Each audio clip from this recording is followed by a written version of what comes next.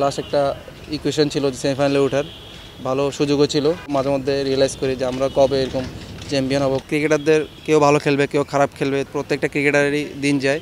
ওর দিনে ও ভালো, আমার যখন দিন আসবে আমি আমার সেটা দেওয়ার চেষ্টা করব। ইনজুরি কাটিয়ে বিপিএল দিয়ে ফেরেন মাঠে, ধুতি ছড়ালো সুযোগ মেলেনি বিশ্বকাপে। কারণ জিম্বাবুয়ে সিরিজে তার অ্যাগ্রেশন আর ডেথ ওভারে বোলিং পছন্দ হয়নি নির্বাচকদের। এবার নিজেকে প্রমাণ করার আরও একটা সুযোগ এসেছে সাইফুদ্দিনের। প্রথমবারের মতো খেলতে যাচ্ছেন বিদেশি কোনো লিগে।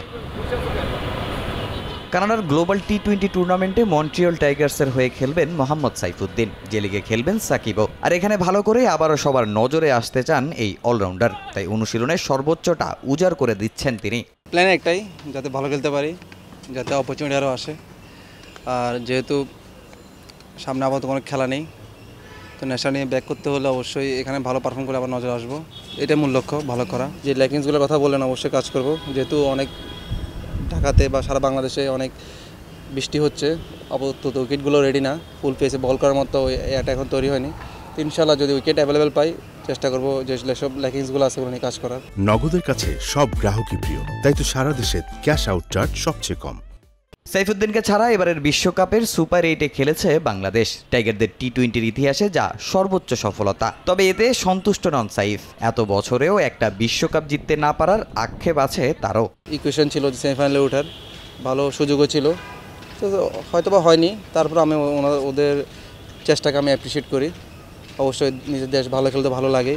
যেমন ইন্ডিয়া অনেক সেলিব্রেশন করছে ওয়ার্ল্ড কাপ জেতার পর, তো এগুলো দেখলে অবশ্যই আমাদের গায়ের লোম দাঁড়িয়ে যায়। তো ইনশাল্লাহ আমরা মাঝে মধ্যে রিয়েলাইজ করি যে আমরা কবে এরকম চ্যাম্পিয়ন হব, কবে এরকম দেশের মানুষের সাথে এরকম উদযাপন করব। সাইফুদ্দিনের পরিবর্তে বিশ্বকাপ স্কোয়াডে জায়গা পেয়েছিলেন তানজিম সাকিব, আস্থার প্রতিদানও দিয়েছেন তিনি। তাই নিঃসন্দেহে আবারও বিবেচনায় আসতে সাইফুদ্দিনকে দিতে হবে কঠিন পরীক্ষা। 6 মাস বাদেই আবার আইসিসি চ্যাম্পিয়ন্স ট্রফি। কম্পিটিশন তো শেষ নেই, ভালোর উপরে তো ভালো আছে, তো ইনশাল্লাহ চেষ্টা করবো আর ভালো করার। অবশ্যই আমি তাকে অ্যাপ্রিসিয়েট করি। তানজিম সাকিব অসাধারণ খেলেছে, যদিও আমার সে কলিগ আবনিতে আমরা একসাথে খেলেছি। তো এইটাই আসলে ক্রিকেটারদের কেউ ভালো খেলবে, কেউ খারাপ খেলবে, তো এটার জন্য আসলে খুব বেশি চিন্তা না করে নিজে কীভাবে আরও বেটার কিছু করা যায় সেই দিকে চেষ্টা করব। প্রত্যেকটা ক্রিকেটারেরই দিন যায়, ওর দিনে ও ভালো, আমার যখন দিন আসবে আমি আমার সেটা দেওয়ার চেষ্টা করব।